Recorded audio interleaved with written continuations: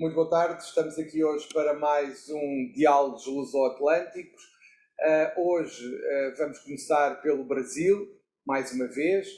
É um gosto estar novamente aqui com o Dr. Rui Badaró e hoje, naturalmente, até pelo que se aproxima, iremos falar sobre a atualidade brasileira, a atualidade política brasileira, e por isso perguntaria aqui ao Rui que acontecimentos destacarias na atualidade política brasileira em face da luta eleitoral que estás a viver aí? Olá, João, tudo bom? Daqui nós passamos por uma situação atípica, digo nevrálgica no sentido de que o Brasil transita literalmente por caminhos tortuosos no que concerne à democracia. E essa semana, João, por iniciativa da Faculdade de Direito do Largo São Francisco, de professores e outros engajados, foi lançada a Carta às Brasileiras e aos Brasileiros em defesa do Estado Democrático de Direito. Pasme, João, hoje, sexta-feira, 29 de julho, nós já temos mais de 400 mil assinaturas. E você, ouvinte, quando nós lançarmos esse podcast, os Diálogos Luso-Atlânticos, com certeza essa carta já terá ultrapassado seus mais de 500 mil assinantes. Eu tomo a liberdade, João, de ler a carta. Ler a carta porque ela explicita, escancara o momento triste que vivemos em nosso país, no Brasil, nos dias atuais, em que a democracia tem sido contestada, o que é inadmissível. Todos nós, brasileiros e brasileiras, e aqueles que conhecem e acompanham a realidade desse país, devem, obrigatoriamente, lutar pela defesa do Estado Democrático de Direito. E com essas palavras eu começo a ler essa carta para que fique registrada em nossos diálogos. Em agosto de 1977, em meio às comemorações do 60º de fundação dos cursos jurídicos no país, o professor Gofredo da Silva Teles Júnior, mestre de todos nós, no território livre do Largo de São Francisco, leu a Carta aos Brasileiros, na qual denunciava a ilegitimidade do então governo militar e o estado de exceção que vivíamos. Conclamava também o restabelecimento do Estado de Direito e a convocação de uma Assembleia Nacional Constituinte. A semente plantada rendeu frutos. O Brasil superou a ditadura militar. A Assembleia Nacional Constituinte resgatou a legitimidade de nossas instituições, restabelecendo o Estado Democrático de Direito com a prevalência do respeito aos direitos fundamentais. Temos os poderes da República, o Executivo, o Legislativo e o Judiciário, todos independentes, autônomos e com o compromisso de respeitar e zelar pela observância do Pacto Maior, a Constituição Federal. Sob o manto da Constituição Federal de 1988, prestes a completar seu 34º aniversário, passamos por eleições livres e periódicas, nas quais o debate político sobre os projetos para o país sempre foi democrático, cabendo a decisão final à soberania popular. A lição de Gofredo está estampada em nossa Constituição. Todo o poder emana do povo, que o exerce por meio de seus representantes, eleitos ou diretamente nos termos desta Constituição. Nossas eleições com o processo eletrônico de apuração têm servido de exemplo no mundo. Tivemos várias alternâncias de poder com respeito aos resultados das urnas e transição republicana de governo. As urnas eletrônicas revelaram-se seguras e confiáveis, assim como a justiça eleitoral. Nossa democracia cresceu e amadureceu, mas muito ainda há de ser feito. Vivemos em um país de profundas desigualdades sociais, com carências em serviços públicos essenciais como saúde, educação, habitação e segurança pública. Temos muito a caminhar no desenvolvimento das nossas potencialidades econômicas de forma sustentável. O Estado apresenta-se ineficiente diante de seus inúmeros desafios. Pleitos por mais respeito e igualdade de condições em matéria de raça, gênero e orientação sexual ainda estão longe de ser atendidos com a devida plenitude. Nos próximos dias, em meio a estes desafios, teremos o início da campanha eleitoral para a renovação dos mandatos dos legislativos e executivos estaduais e federais.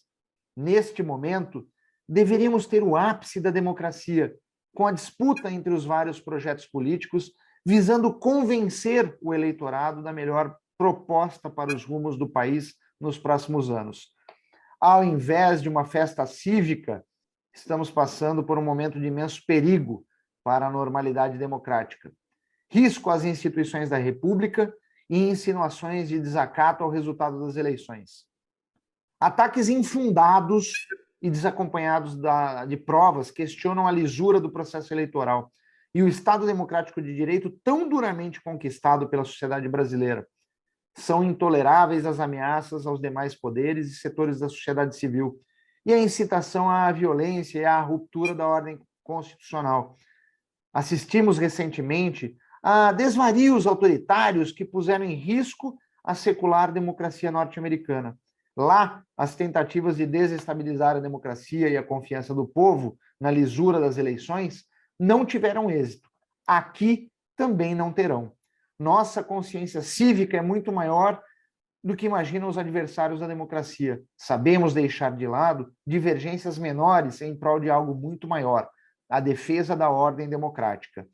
Imbuídos do espírito cívico que lastreou a Carta aos Brasileiros de 1977 e reunidos no mesmo território livre do Largo de São Francisco, independentemente da preferência eleitoral partidária de cada um, clamamos às brasileiras e brasileiros a ficarem alertas na defesa da democracia e do respeito ao resultado das eleições. No Brasil atual, não há mais espaço para retrocessos autoritários. Ditadura e tortura pertencem ao passado. A solução dos imensos desafios da sociedade brasileira passa necessariamente pelo respeito ao resultado das eleições. Em vigília cívica contra as tentativas de rupturas, bradamos de forma uníssona: Estado democrático de direito sempre. João, com essas palavras e tendo lido a carta às brasileiras e aos brasileiros em prol do Estado democrático de direito, e sem mais delongas, eu passo para ti a palavra, porque este é um momento de luta para os brasileiros, e assim deve ser encarado. Mas tu achas que as eleições serão livres ou vão ser condicionadas? As eleições, creio e espero, serão livres, mas o resultado delas é que me preocupa. Eventual desrespeito ao resultado das urnas. Esse é o X da questão, porque no momento que antecede a campanha, nós já tivemos vários discursos de várias pessoas no sentido de não respeitar os resultados, caso não sejam aqueles que esperam. Sério? Bem, isso vai ser até ao dia das eleições e depois no rescaldo vai ser uma coisa complicada. Já percebemos todos, já percebemos todos. Mas tu achas que pode haver alguma reação mais enérgica de quem perder? Nomeadamente se for o presidente atual? É possível e provável. E ele tem apoio para isso? Eis a questão. No atual momento, parece que há apoio de uma parcela da sociedade e de algumas instituições. De outro lado, parece-me bastante claro e tem sido crescente o movimento em que há o respeito ao Estado democrático de direito e, portanto, o respeito ao resultado das eleições que impediria esse tipo de postura. E o Exército? Neste momento, nós tivemos o ministro da Defesa em reunião junto à OEA, que ocorreu em Brasília, a Organização dos Estados Americanos, dizendo claramente, João, que respeitaria o Tratado Constitutivo da OEA, portanto, apontando que haveria respeito ao Estado Democrático de Direito. Em relação a outro tema que eu penso que seria importante falarmos hoje, tem a ver com algo que se passou em Itália, que é um crime que está, eu diria, a chocar a Itália. Tem a ver com uma criança de 18 meses de vida que foi deixada sozinha pela mãe, só com um biberão de leite ao lado, num apartamento degradado em Milão durante 6 dias. Supostamente também deixou a criança sozinha porque queria assumir e ter 6 dias com o namorado como uma das formas de salvaguardar essa relação, porque seria, segundo ela, o mais importante. Independentemente da bebé ser ou não ser querida, há uma coisa que deveria preocupar-nos a todos, é que é a própria mãe que faz isto à filha em nome de uma satisfação do interesse puramente egoísta. E ela não se importa de correr o risco de matar a filha, ou melhor dizendo, de a filha morrer por estar sozinha num apartamento, e mesmo assim ela vai ter com o namorado alegadamente. Portanto, eu diria que, ao contrário do que todos nós dizíamos, e muita gente dizia que por força da pandemia, em que todos dependíamos uns dos outros para travar a pandemia, e por isso iríamos de ser mais solidários, as pessoas iriam tratar melhor o seu próximo. O que nós estamos a assistir com as situações que temos vindo a comentar até aqui, nomeadamente naquele episódio sobre os sinais dos tempos, estamos aqui perante mais um sinal dos tempos. E infelizmente estes sinais vêm demonstrar que, na sequência de tudo o que se passou, infelizmente as pessoas estão muito egoístas, procuram muito o prazer imediato e a satisfação daquelas necessidades pessoais imediatas e preocupam-se pouco com os outros, mesmo quando esse outro é um filho. E isto deve fazer-nos refletir. Estamos a falar de uma criança de 18 meses que foi deixada sozinha durante 6 dias e, claro, não aguentou. E isso deve levar-nos a pensar em algo que será esta sociedade capaz de se regenerar e evitar a queda no abismo que parece estar a encaminhar-se para tal por causa da ausência de agregação entre as pessoas. Ou seja, nós estamos a criar uma sociedade em que as pessoas são cada vez mais individualistas, egocêntricas e só pensam na sua necessidade, no seu prazer imediato e não querem saber dos outros, não há qualquer empatia, não há qualquer ligação.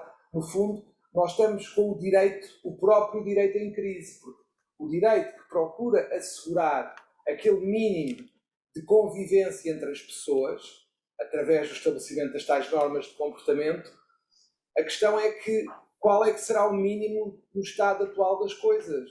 Tem que haver, para além do direito, tem que ser construído algo, a ética, a moral, o que quiserem, que seja uma cola entre as pessoas. Permita que as pessoas consigam viver em sociedade. Tem que haver um mínimo de ligação, caso contrário, o social desaparece, porque nós já temos pessoas que conseguem criar e viver em realidades virtuais isoladamente. Considerando a evolução técnica, considerando os dispositivos móveis, os computadores, os óculos de realidade virtual, tudo o que se prevê que venha a surgir e a ser massificado conduz ainda mais para o isolamento das pessoas. E parece-me que no estado atual as pessoas não estão muito viradas, por assim dizer, para perceber que aquilo é virtual, mas que têm que manter a ligação com o real. E a partir do momento em que as pessoas passam a viver e a poder construir uma realidade na qual podem viver de acordo com aquilo que querem, é um perigo, porque passamos a ter uma sociedade de nerds. Ou seja, há uns anos atrás os nerds eram uma minoria, eram poucos relativamente ao resto da sociedade. Neste momento eu diria que corremos o risco da maioria passar a ser nerd, a não ter competências, as tais competências de relacionamento social para estabelecer ligação com os outros, e vai se refugiar em dispositivos móveis e realidades virtuais que lhes permitem viver numa realidade que gostam. E cada um de nós passará a ter a sua realidade.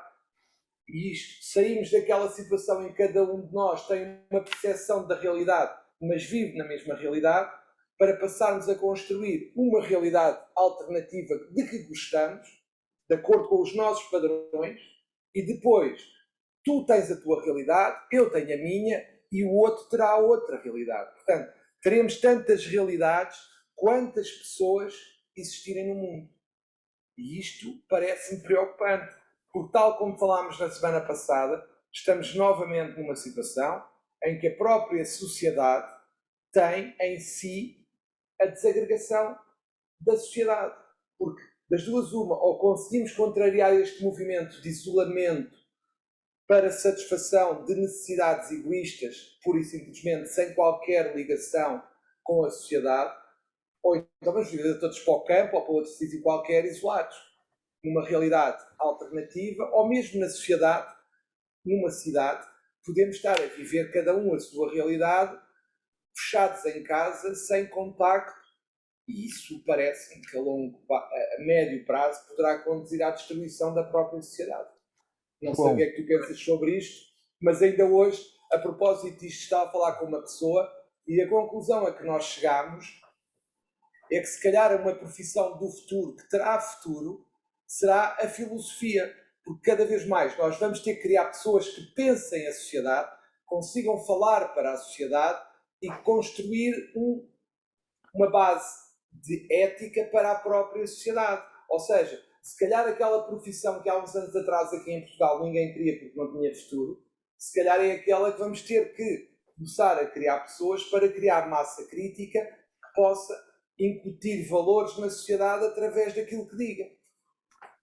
João, você trouxe a solução para as principais mazelas do mundo atual.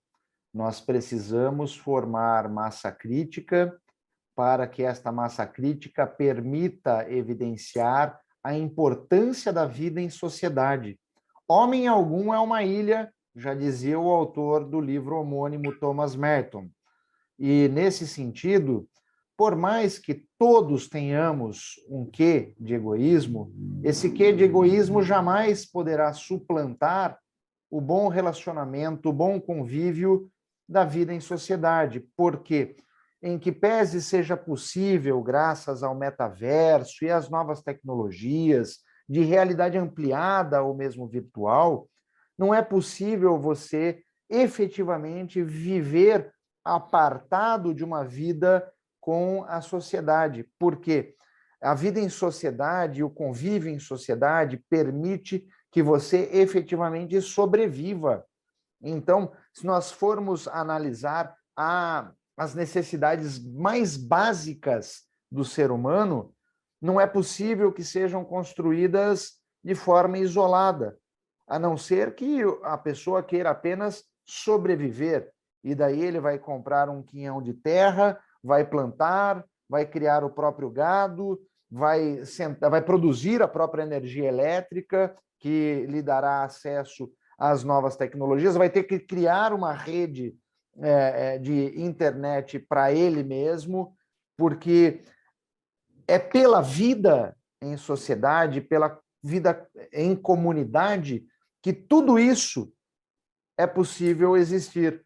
Então, esquece-se aquelas pessoas que pautam-se pelo egoísmo e apartam-se da sociedade, que para que eles tenham esse substrato para cultivar esse tipo de vida, ele necessariamente precisa de um exército de outras pessoas. E, com isso, né, eu aponto que, infelizmente, tratando do caso especificamente da menina que faleceu na Itália, realmente tínhamos a impressão, e nós já tratamos isso algumas vezes nos nossos diálogos, que com a pandemia aumentaria a solidariedade entre as pessoas. E, de certa maneira, em alguns ambientes, honrados homens, mulheres se reuniram para produzir alimentos e levar ao próximo, para conseguir cobertores, enfim, para garantir o mínimo existencial às pessoas. Mas o fato é que a pandemia escancarou de forma horrorosa o que há de pior no ser humano: o egoísmo, a falta de solidariedade e, dentro dessa vida egoísta, situação que é abjeta, é nojento. Uma mãe que pretere a própria cria para fazer valer os seus desejos, para garantir os seus desejos. É abjeto. Mas, ainda assim, nós devemos considerar que, para além de ser uma cria, era uma pessoa vulnerável.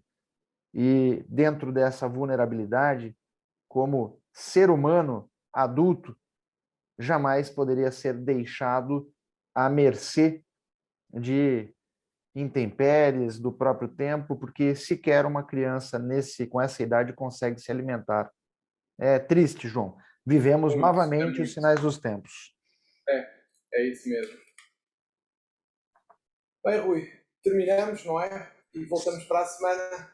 Sim, terminamos, João. Hoje os nossos diálogos foram densos, para variar. E Bom, com isso, encerramos. Né? Um grande abraço a todos. Contamos com vocês nos próximos Diálogos Luso-Atlânticos, onde eu, Rui Badaró e João Massano conversaremos sobre política, atualidades, direito e, quiçá, a partir de agora, João, um desafio, filosofia. bem, até Abraços. para a semana. Um abraço. Tchau, tchau.